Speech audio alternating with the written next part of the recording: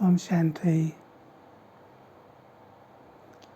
What I felt inspired to talk to you all about was the subject of love, because it's one of the most used words in the English language, and to have that expression of love inside and be able to express it to others in a uniform way rather than in particular way is really the quest of a yogi, because they wish to make the heart full of love again, rather than this picture of a shattered heart, a broken heart. And it seems to be that although the word love is used in many different ways, and every language has their own not only interpretation of it, but word for it as well. Many words in the world for love. And really a true state of love should really protect you so that you can't get harmed anymore, rather than a love that is invested upon and where all your energies are going towards a particular, I use the word product really, because in relationships it's very often that we come into relationships as a commodity, what that person means to me or what I mean to them. And there's one thing for sure, is that at the present time love doesn't seem to have a suit of armour to protect itself. So when people do get hurt by someone, what we say, breaking their heart, it means that our own love that we feel inside, not that we feel from outside, but that we feel inside, is not working for them, not protecting them. In other words, it hasn't got layers to it, it's just one thin skin. And as soon as someone even shows some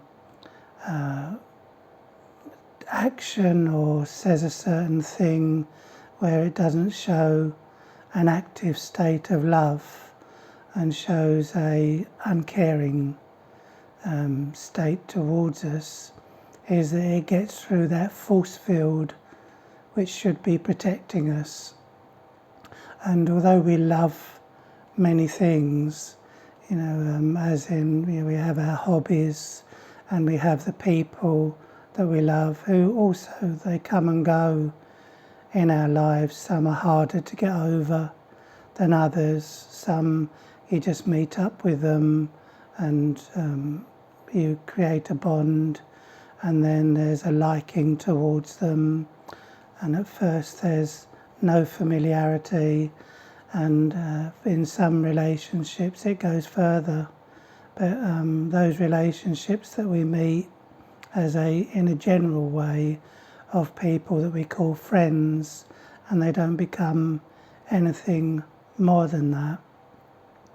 And the reason why in the Brahma Kumari's World Spiritual University it teaches to create that love inside is because the love outside is very fragile, is very volatile, and what we do, the people that we love, we tend to live our lives through them, and so whatever happens to them also happens to us, because it becomes an emotional form.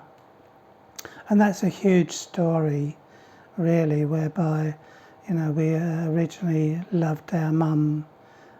She was the provider, and because she was providing that lovely service of her giving nature, we became very focused on that love that was just coming from that one.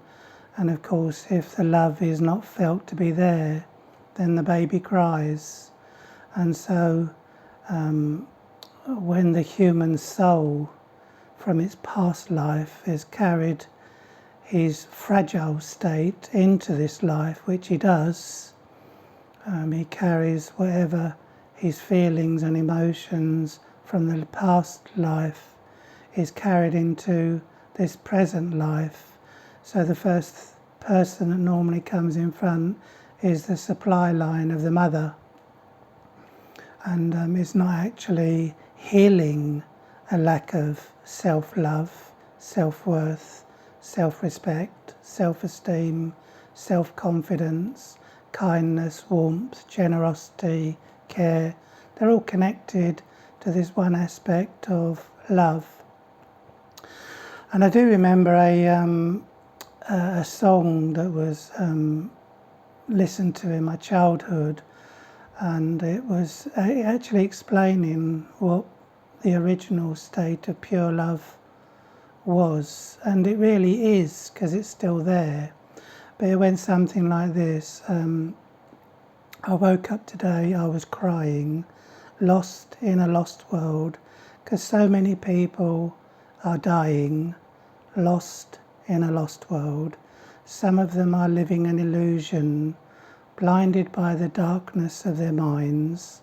In their eyes it's nation against nation against nation. With racial pride, sad hearts they hide, thinking only of themselves. They shun the light, they think they're right, living in their empty shells. Have you forgotten we're all children, children of a family tree that's longer than a centipede and started long ago when you and I were only love? And so the seed of our very existence really is love, but it's become vulnerable, volatile, and open to a lot of pain because it's actually not being manifested and rejuvenated from inside. It's still very much connected to outside. So you get the child that's got the mother, and then as it grows it has the father and its brothers and sisters, and then it will have a job that it hopes it will love that job, because there's much more pleasing if a person gets a great deal of joy from that love. So all the time it's a radar system that's looking for love, and then it meets someone that they hope to have a future with and hope to create their own progeny, their own children. And at first in that relationship there's no expectations of any sort, even that you might forgive them if they're a few minutes late for the first date. And because there's no familiarity, there's a respect between the male and female, or nowadays it's male and male sometimes, and female, and who knows what else. But that connection that's first made is a very respectful relationship to begin with, where there's no demands, no expectations. And the moment the person starts feeling that they're mine, they start to become subtly obsessed with the person, so they can't remove them from their mind. And that's especially if they meet the criteria. They have to meet the criteria, as in some, they even write it down now, don't they? You know, with the looks and the hobbies and what their likings and dislikings are. And if a person's list doesn't match up with the other person's list, it's all supply and demand. It becomes like a bit of a cattle market, really. So the love that's being expressed is actually on a condition, based on conditions, that person meets the criteria. And it's quite interesting because a person can meet the criteria in many ways, but later they actually don't match up to something that I thought. And that's when you get the person saying, I didn't think you were like that. I didn't think that I could ever mistrust you like that, because I'm not sure whether I trust you now. And when you look about my own inner love, is that my own inner love is filled with trust. It's not really about you when I talk about you not being trusted. It's about my love that's being presented. And that's all it is. You know, when you have this strong relationship of love inside, you do trust people. But obviously, if someone lets you down, they're not really letting you down, they're letting themselves down. They can only let me down if I've got an expectation of the result. So my love is beginning to work for me. That's why we say my love for you. But if we forget the for you and just talk about my love, is that all the love and the kindness and the warmth and the generosity that you've ever shown, and that's including many, many lives of that caring nature of gentleness, generosity, kindness, warmth, regard, respect, all those progeny, being cooperative with others, being tolerant of others, is all my expressions of love. And that's the important aspect of this understanding of self-love, is that I understand that the expression is the only thing that's important. So if someone does me a wrong, they do themselves a wrong, because that's the illusion, where your inside is recognized as an outside. That's when you lose contact with your self-love. And in actual fact, we have lost contact with our self-love, because we're looking at the impression of what people do and what people say rather than the expression. So you're getting reconnected now to an expression, and that's if you want to. Many people won't want to, because the ego that's connected to achieving and receiving love from other human beings is too powerful a pull for them. And so they won't be manifesting this need to express love. There's the need to impress with others' love, and then the person will express their love. But they still won't be aware of where it's being expressed from. It comes very quickly, like an express train, towards someone, and I think that that person or that thing could be even a hobby or a business or money. The love for those things is being expressed for the object of their affections. And in actual fact, it becomes an infection, not an affection.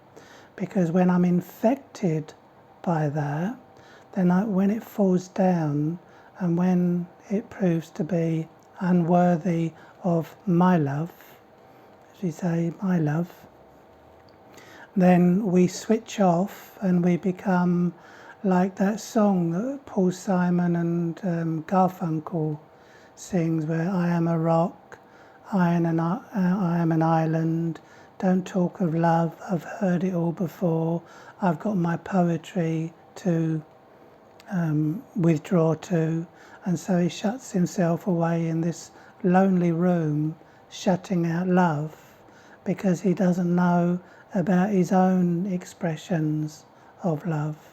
So even when a mother makes her children's food for them and prepares their lunch for school, and all these activities that go on, they're very much aware of this loving expression that's for their children, and they should be more inclined to be aware of how much love is being expressed inside the self.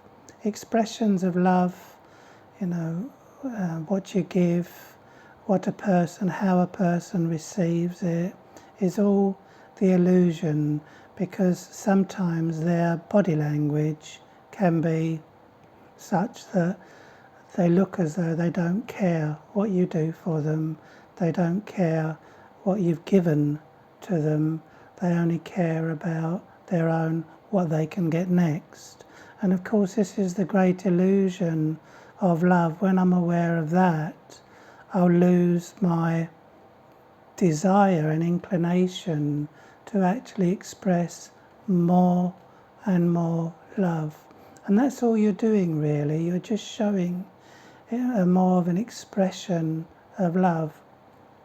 And in meditation what we do as well is I use the word imagination, but I don't mean it's a non-believable thing.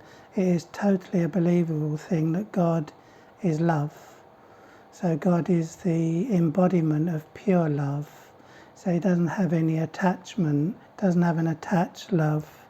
What we love, we become attached to and we become dependent on, whereas God has a state of love that is independent of whether you show the same regard and respect to him. It doesn't change his expression of love.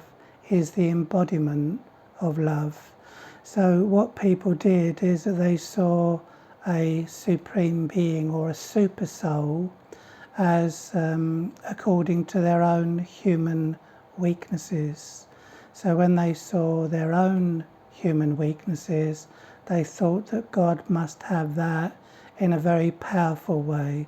So they had anger, and they thought that God was angry and wrathful and a destroyer of things. But still the person says, oh God, when they've had their heart broken, when something's been taken away from them that they loved very dearly, they think it's God because he has that power. But his power is actually a love which is unequaled. You can't get it from a human being because they're caught in the same illusion, which is what we call Maya. Maya is the great illusion to the person that you're giving love to. You're not. You're expressing your true form of light, of love, of peace, of joy. And obviously, if it reacts to a person's not giving the same responses, then I start to switch off the expressions of love. It's still there, but it's actually inert. It goes quiet. And then when I start to express it again, and that's why we do the meditation, is because we relate to God who has that love, and because we're remembering that love for us, his children, then we start to manifest the same feelings. So it's why we say that man was created in the image of God. God had love. The man needed love. He meditated on the ocean of unlimited, unconditional, pure love, and therefore his love was repaired. He kind of messed it up in the Garden of Eden, and so did she. So she's not the victim in this. She's also the one that got caught up in the illusion that love is a physical thing, and it's not. The heart is not a heart-shaped, the way people always show this, I don't know how they do it now, like this, where they show that heart of love and they show it to their loved ones and that, but that's only something that pumps blood around the body. The true heart is something that you carry inside of you, and any past sorrow is purely because your love wasn't powerful enough to actually repel all borders. So the force field of love that is there, of love and detached, so you're actually observing their response rather than expecting their response, rather than a condition being placed on them. You learn not to care. And if someone does try to love you in that way, well, it will be based on brownie points, I'm afraid. If they do enough for me and I do enough for them, we can love. But it will only be temporary, because it goes through a new to old state, an unfamiliar to a familiar state. And that's the journey, really, is you're not actually trying to love anyone, you're just manifesting a state that is called being loving, the embodiment of love, the embodiment of kindness to whoever comes in front. If we see the body, then we'll have the memory of what a person's done. If we see the soul, then we can give love. We can't give love to a person who we don't forgive while we're still seeing their body, because their body reminds me of what they've done, and that will remain in my memory banks.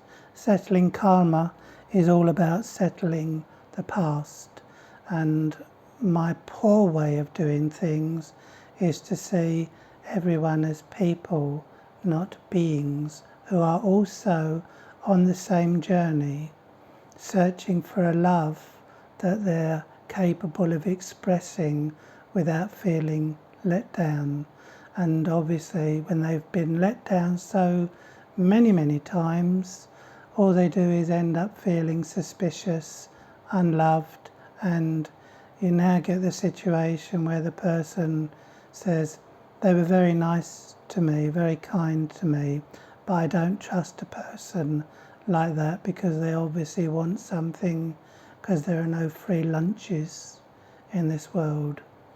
So the love that Baba, we call Baba, the Supreme Soul has inside, is that you can take Baba wherever you like with you. You can separate yourself from your form, from your role, and go on a journey to that ever-loving, reliable, loving one. And you can come back into the body and experience playing the role, but keep love in your eyes. Keep God's light of love in your eyes. See others in that light of love in your eyes. See your own self through that light of forgiveness, whereby nothing is more important than love. Fear was created, and people's self-worth went down when they actually breathed life into something that was trivial, some token of lack of respect, and how it was blown out of proportion because it got through the defense mechanism of love, because the heart's already shattered, broken. So you've got people trying to love each other, all with broken hearts. And it's not the broken heart where you've actually been hurt so many times. It's the broken heart that's been shattered, that a piece is for this, a piece is for that, and a piece is for so many different things that you've got to show respect for, you've got to show regard for, and you've only got so much love to love in that way. So it's already broken because it's been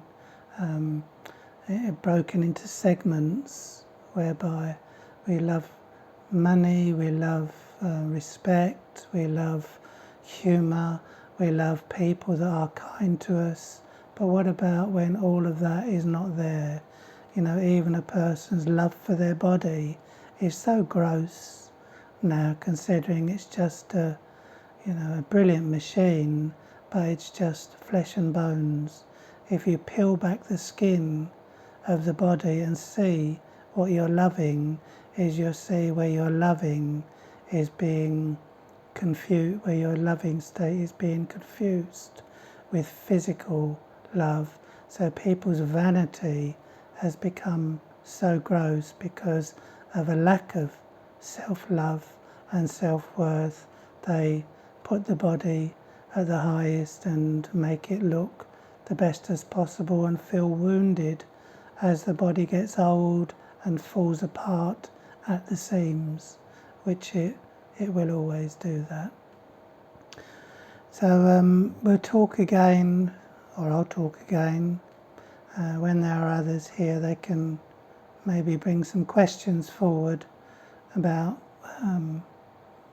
love today, so we'll do a follow-up to this for sure.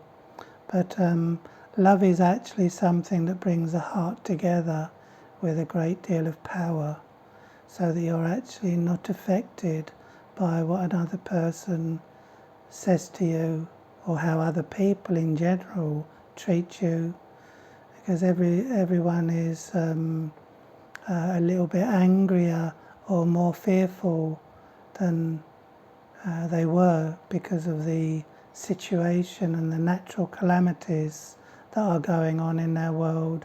And there's also the threat always of financial crisis that can happen in seconds. So you've also got to be prepared for suddenly, because suddenly something can happen. And if you love money too much, if you love wealth too much, well, wealth is a state of your virtues. It's got nothing to do with money. If you're aware of your virtues that are working for you at the present time, your expression of your virtues, you start to feel very wealthy and secure, and you stop monitoring the ups and downs of money. It's just an energy, and anyone else's love for you, it's not really about you, it's about them. It's about their the expression of their own love. And when we took the wrong kind of understanding, it became outside to in rather than inside to out, then we chased after love. And even people that like the Paul Simon song, I am a rock, I am an island, don't talk of love and all that, who was shutting out love, they only shut love out with their ego. So eventually that breaks down and there's tears, and then there's a feeling of need. So they fight this battle of not being needy but still needing. So this is the downfall of humanity, all about love and its power, and love and the breakdown of communication of the self with the self with the communication of the role self, rather than the communication with the soul self, the immortal, eternal form of love, that the more I generate of kindness, warmth, generosity, gentleness, respect, regard, all those things, the more I become aware of my own feeling of how great I am. In a body conscious format, it sounds really gross, but in a soul conscious way, you feel the greatness of your love, and you feel thankful for the one supreme being that actually invited and invoked us to understand in a deeper way this subject, which is finishes all other subjects, really, the subject of love. So we'll do a meditation to finish off with.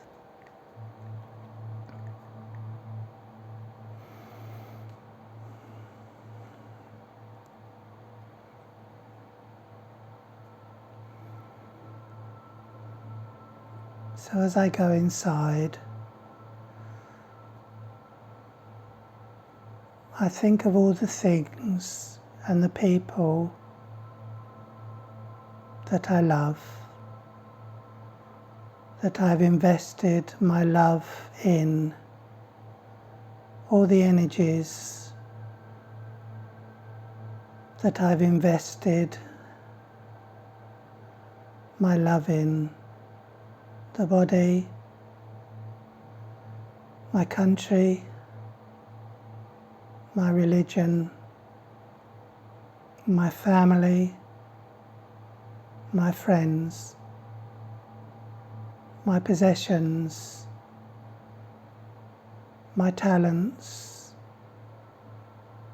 my virtues,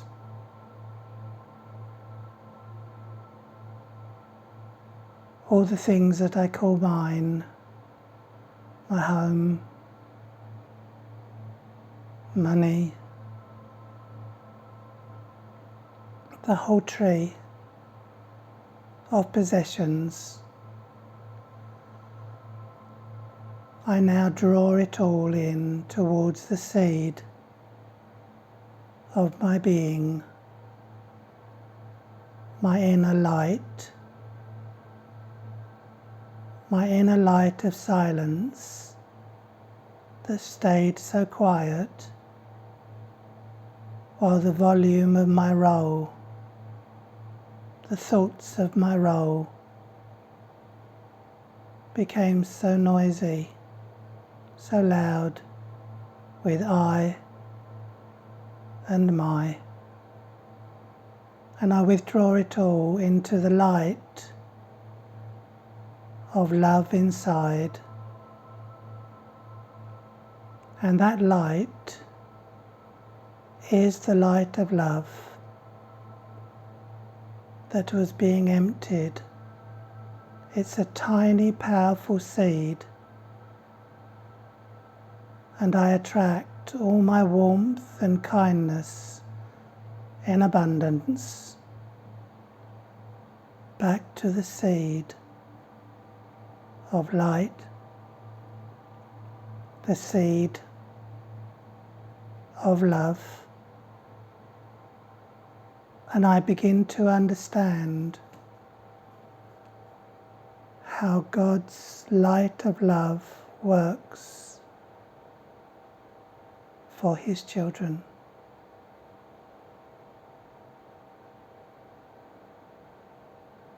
I start to dance in my own light of love.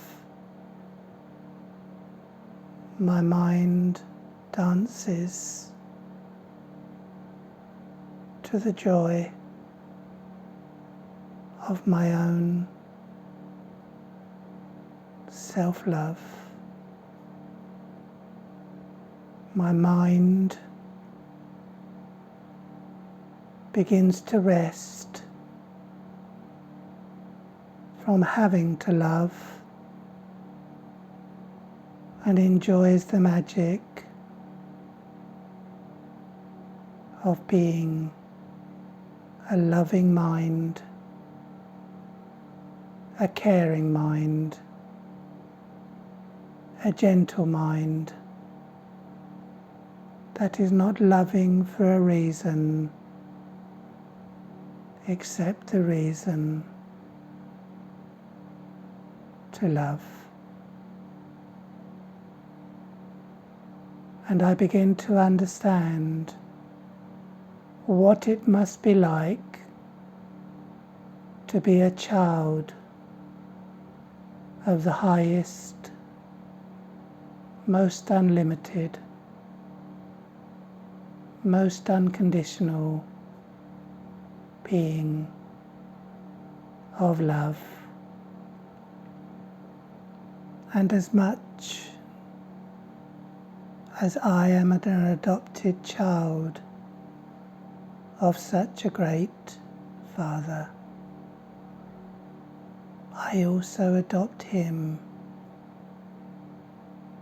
as my Father. And with these twin adoptions taking place of love being ignited by love, two hearts, spiritual hearts, beat as one. Father shows Son,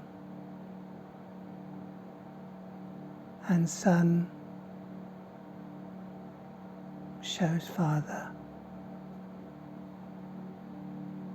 Om Shanti.